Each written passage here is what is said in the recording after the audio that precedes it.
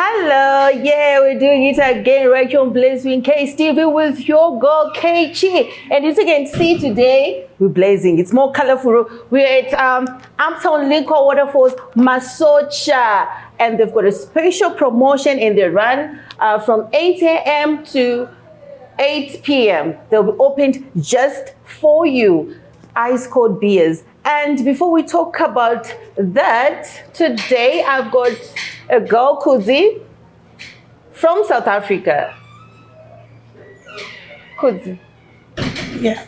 You're not a foreigner here, feel free. Welcome to Blazing KSTV. Thank you. Please introduce yourself. My name is Kudzie, but a lot of people know me as Soko, havadi. Soko, havadi. Yeah. Tell me about that. Soko, havadi, as in I'm a peaceful, so everyone that's around me, they're peaceful. So it's a peaceful nation. Okay. Yeah. All right. So, Kudzie, living in South Africa, and now you're here in Zimbabwe. How long have you been in South Africa? I've been in South Africa for half of my life. Almost 16 years. 16 years? Yeah. And when you came here, was it by your free will, or you were those people who were forced to get out of South Africa? So as you know, I work with a podcast and the TV, TTV1 in Sano podcast. So what happened was when I started hearing about people being sent home, I went to the consulate to see what was going on.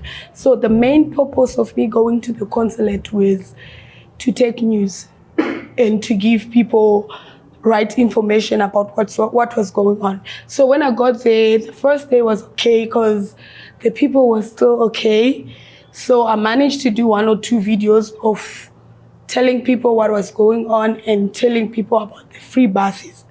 So when I went and I started getting feedback from people, and people started asking me, how are the free buses going about? So I went there the second day, it was hectic. They were now, of course, we're closer to the 30th. So the first 3 days, I managed to be presenting my news and to be reporting back at work. But when I saw that the situation wasn't okay because there were only 3 people that were working there, so I just said I'll volunteer to work, to be helping the people that were coming. So through helping the people that were coming in, and I got to be part of the people that were going home, and I would know if the buses are coming in or the buses are going out. I was one of the people that was sharing the diapers because we were getting a lot of stuff from a lot of people. So when the whole thing started, I wasn't sure if I wanted to come home. Then this thing kept on happening for like 3 weeks. The numbers that were going out were even less than the numbers that were coming in. So people started at the consulate, and they were moved from the consulate to the home affairs. So when the people were at the home affairs, we were given a few days being at the home affairs because it was a lot of people. Then the home affairs said they are not taking people anymore. So by then there was a lot of people giving news.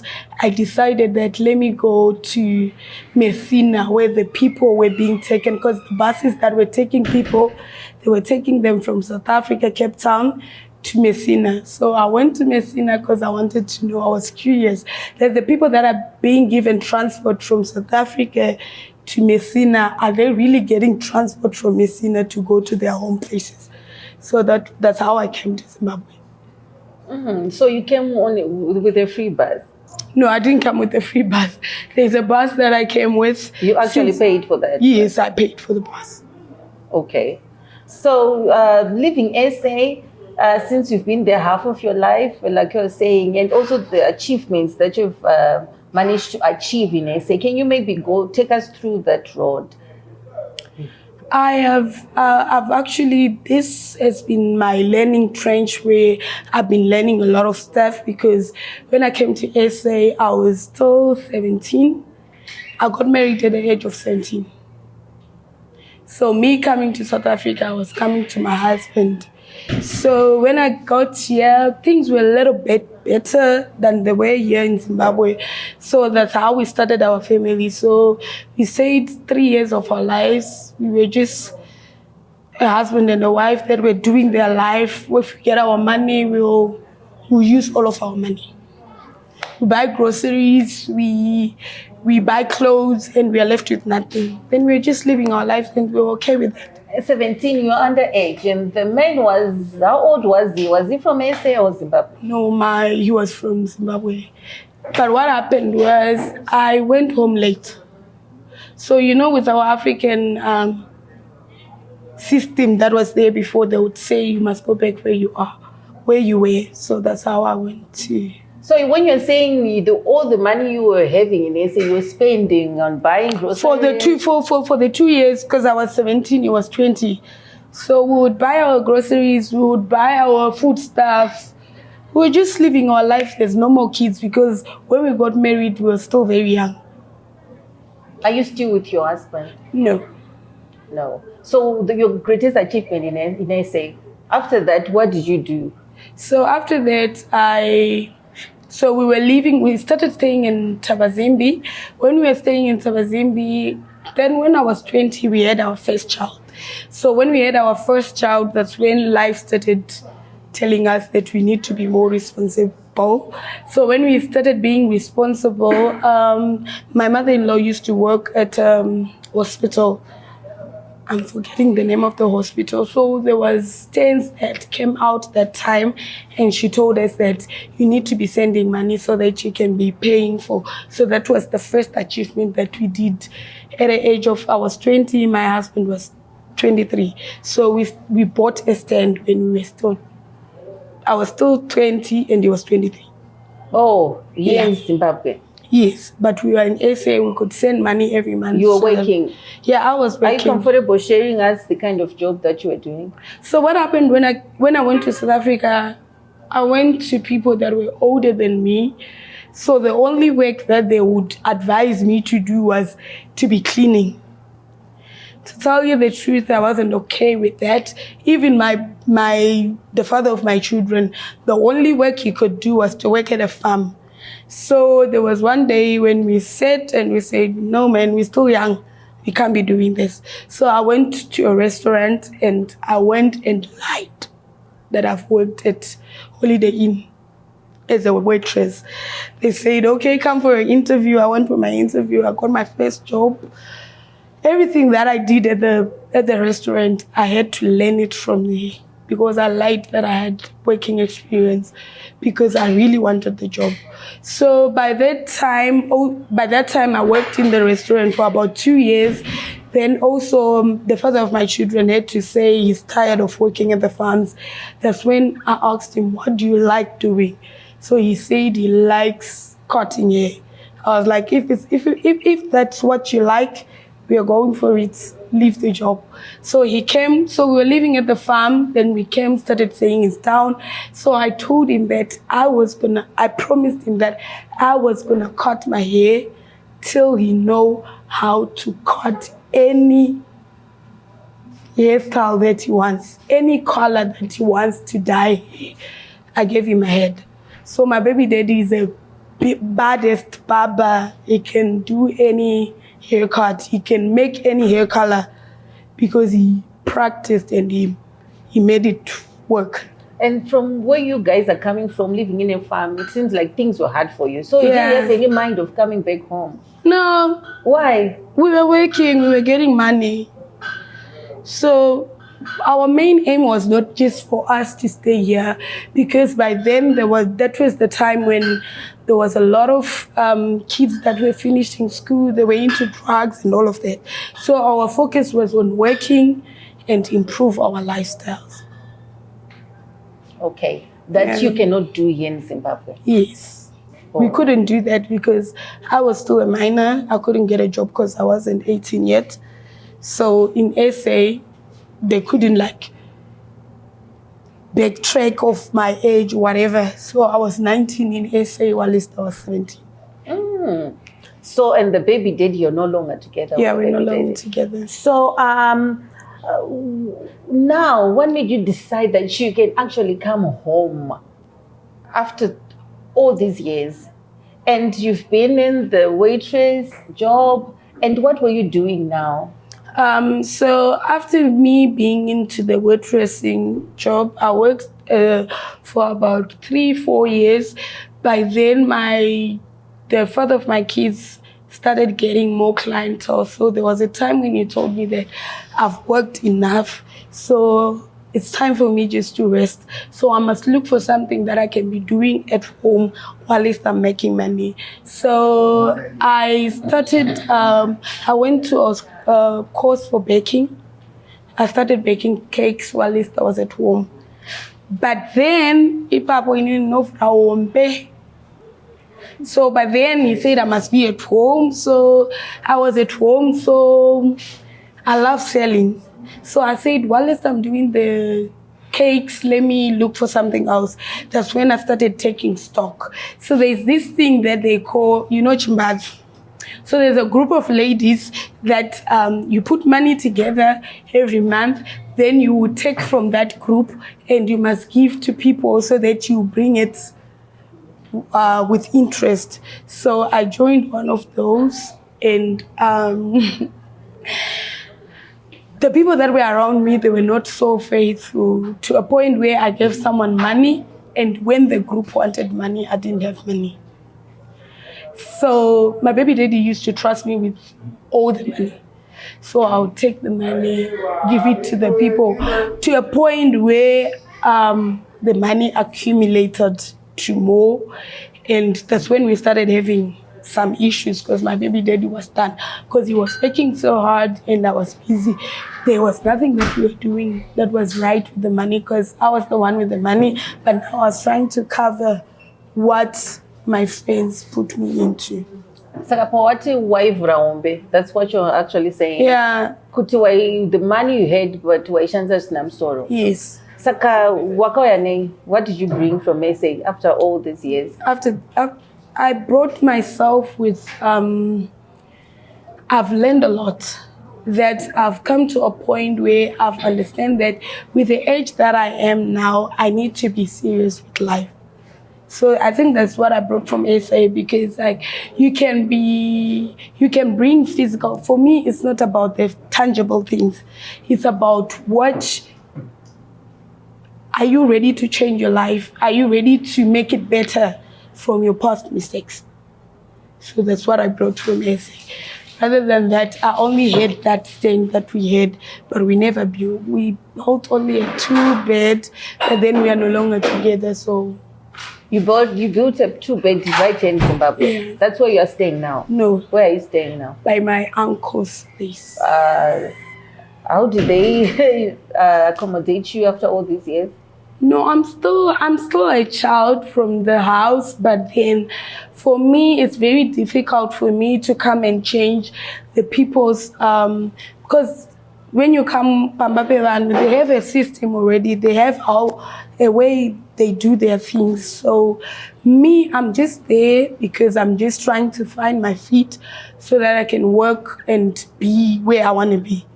So did you personally experience the xenophobic attacks and the discrimination?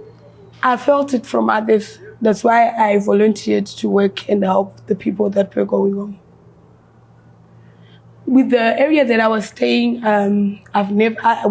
didn't even experience it. We didn't even see it. But by me going to the Home Affairs, by me getting people to call me and ask me what's going on and how are the buses going around and all of that, that's how I felt it. That's why I decided to see where the people that were taken from Cape Town to Messina, were they really getting the buses to go home. You're hearing it from Kudzie. And viewers, do you know at Nyaradzo, you only pay $2.75 every month. That can make you and your family covered. Food for thought. And get back to you, Kudzie. Would you encourage young girls to go to South Africa? Yes, they can go if they want to. But for me, with my age, I feel like home is the best. I feel like me being here, whatever that I'm working for, I'll be able to achieve more while I'm at home.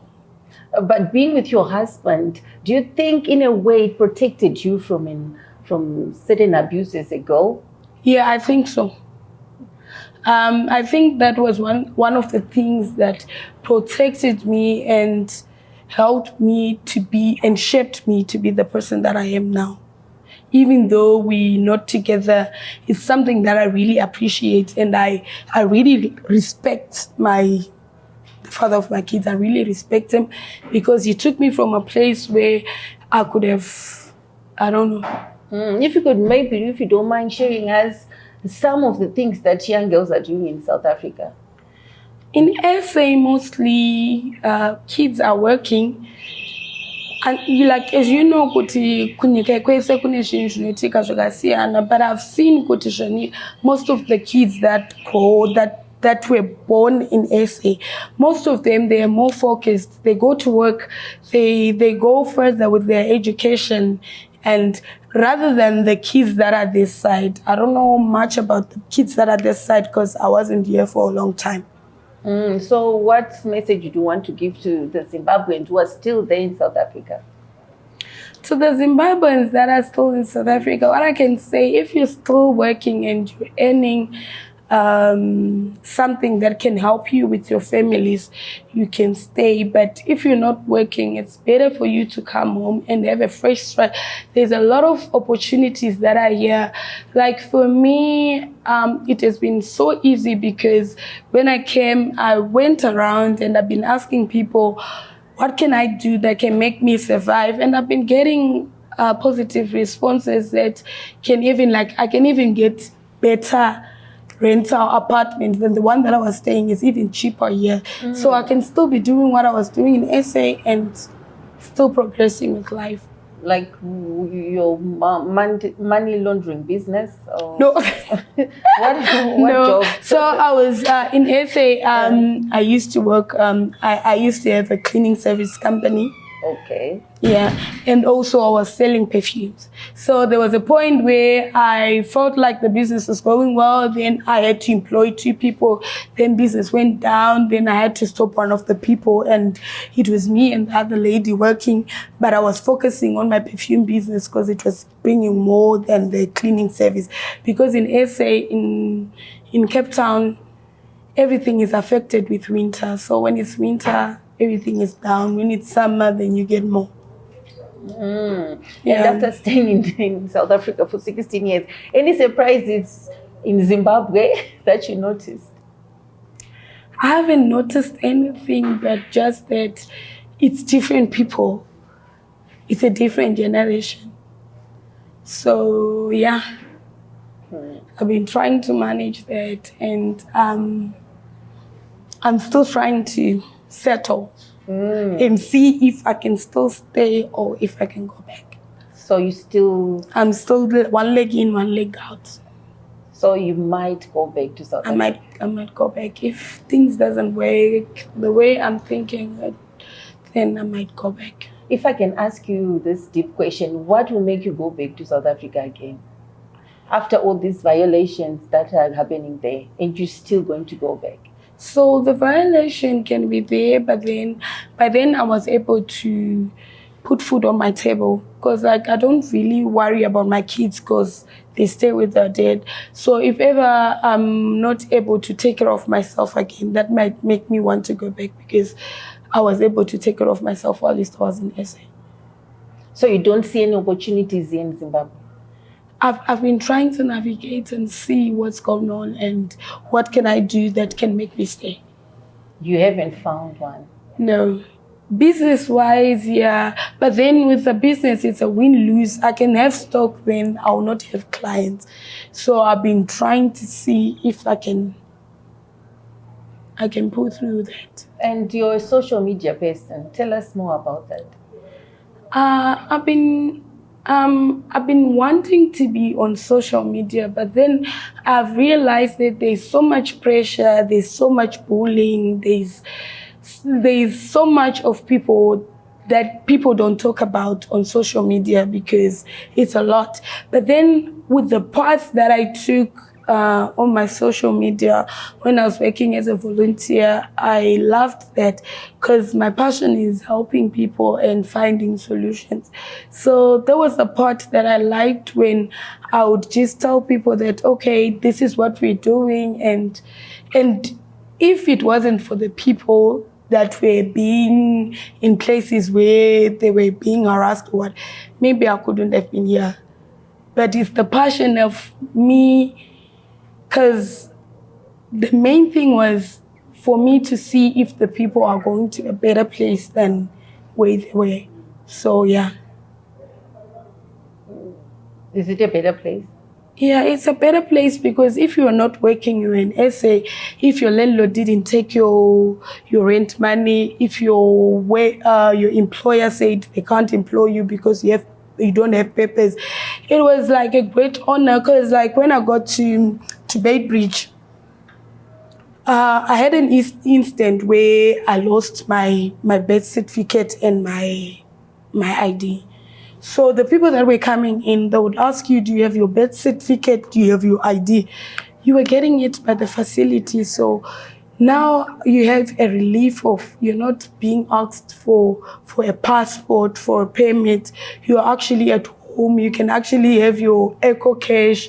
You can be, but in South Africa, just for you to have a bank account, you need asylum or you need a permit. They need your passport and all of that.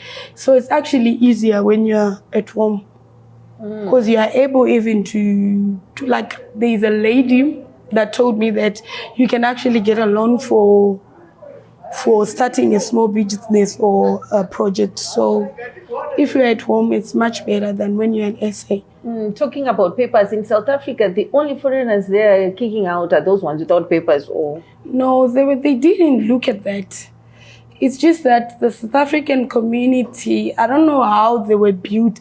It's just that they think that foreigners are taking their jobs and all of that. But it's not like that. Because I used to work in a restaurant. I used to work extra shifts because maybe Musiso didn't come to work. So do you mind? So they would want to go and drink from a Friday, Saturday, Sunday. They can't come to work on Monday again. So is it a life where you want to work only 3 days a week? Doesn't make sense.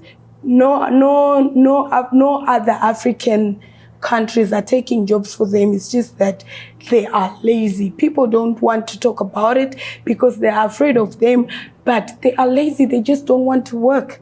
There is South Africans that are serious with life, and there is those ones that don't really want to do anything and they want to get paid. So that's not how it works. Yeah. So the South Africans, some of them are lazy. They are lazy. So for some of us, maybe foreigners that went to South Africa, it's people that are trying to better their lives. So if whenever you get an opportunity, you grab it and you are trying to improve yourself. So most of them, if they see us trying to work so hard, they will think that we are desperate. And we are not desperate. It's just that it's the way we were raised, that if you want something, you must work for it. Yeah. It's getting hotter right on Place in KSTV, and we cool it down right at Uptown Liquor Waterfalls at Masocha, and we've got every drink you can take: whiskey, wines, vodka, gins, cold beers. I'm sure we'll cool it down a little bit later, but for now, Kudzie, about your kids staying with their dad in South Africa. Yeah. Are you not scared of them? No, I'm not scared. If there's one thing that I'm not scared of, is one thing that I know is my kids being with their father is he loves his kids. So there's certain things that I couldn't provide for my kids that he can do. So I used to be that mom that wants to say, I want to be there in my kid's life and whatever. And sometimes maybe I don't have enough to give because I have 3 kids. I don't have enough to give to them. So I wanted to do, like, the system. I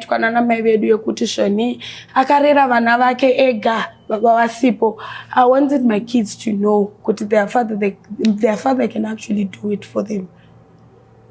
if there is any help that I can give, I'll give it. But I can't cure myself because I want to be the best mom. And I'm not giving the kids exactly what they want.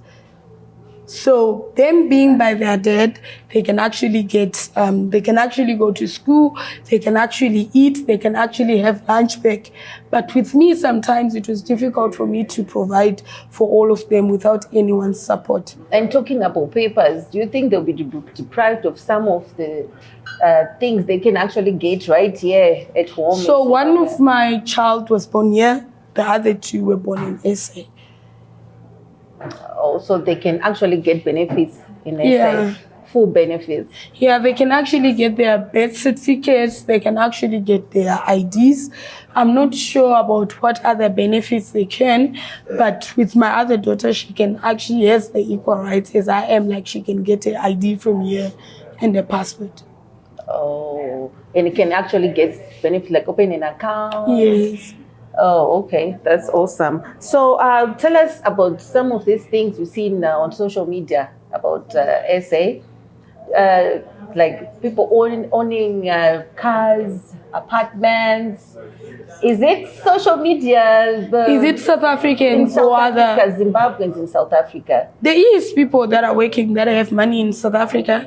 There is people that have right documents in SA. There is people from other countries that have a normal life in SA. But why do we see most of this that are coming back? Avanacho. So about that, I would say life in Oceania and how kuana kun Oceania as well. So there is like, for someone angachishanda mumba, do you expect them kuti vange vanishin zvakawanda? There is a lot of single moms vangachishanda ku SA, and all they could afford was for their rent and to pay for their children's school fees. So kuana kun Oceania. So kind of like food and mouth. Yes. You'll be working. It's not like you're not working. You'll be working, but you need to pay for school fees. You need to pay for rentals. So by the end of the month, you look at it, you say, the month is finished. I've paid my rent. I've paid school fees. I've bought food. You are left with nothing. That's how you will come back. And I feel very sorry for the people that left SA with the free buses because they were only allowed to take one bag. So imagine, like a person like me, I've been there for 17 years and they will say, I must take one bag. What will I take in one bag? So did you manage to come with all your properties or you came with just one bag? I think I came with only 3 clothes. What? Yeah. I wasn't chased away, but I was just, okay, this was just for me to change while I see how the situation was. Then I ended up being here then. Yeah. Okay, before we wrap up the show, maybe if you could tell us if you got any regrets being in South Africa. I don't regret life. I don't have any regrets. I don't regret anything because if something happens, whether good or bad, you must learn something from it. So I don't have any regrets and I'm happy to be home. And what can Zimbabweans in South Africa do to fight xenophobia? There's absolutely nothing you can do because those people they are ready to fight. They just fight. Like kuti zvoni tikuda kurwisa kana kuti imbwa iri pamba payo inongokurumai because iri pachi pamba payo. So for me, I'm happy to be home. It's been a good experience being home, getting to see the changes that have happened. There's a lot of schools. I went to my primary school that I went to. There's a lot of development that has happened. So I'm happy to be home. If ever I'll go to SA, it means maybe I can't make it here because maybe I'm used to the system where I'll be getting money every day because like in SA, I can actually get money every day with my perfumes and with my cleaning service. So the ones you're planning to restart again. Yeah. So I'll see how it goes here. I'll see how the people will support me. If people will support me, I'm going to stay. I'm not going here anyway. I'm going to be at home. But are you looking for help anyway? This is your chance. Yeah, if ever I would get help is, at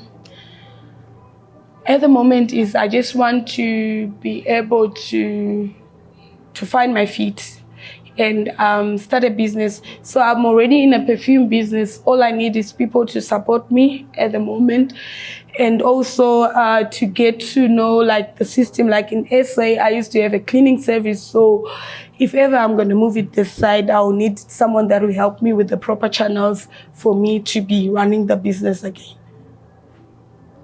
Any message you'd want to leave to the viewers? Okay, any message that I want to give to the viewers is, you see, in every life that you're having, right, there's an elephant that is standing right in front of you. So it's either you kill the elephant and your poverty dies, or the elephant kills you and your poverty also will end because you are dead. So you will choose which one you want between the two. Interesting. And viewers, don't forget, right here at Uptown Liquor Waterfalls, we've got Sky Vodka and this Absolute Vodka. It was $20, now it's $15. So hurry and be here. And it's a wrap. And we want to thank the team behind this crew behind the scenes, Victory Media, from your girl KG, and of course Kudzie. Goodbye.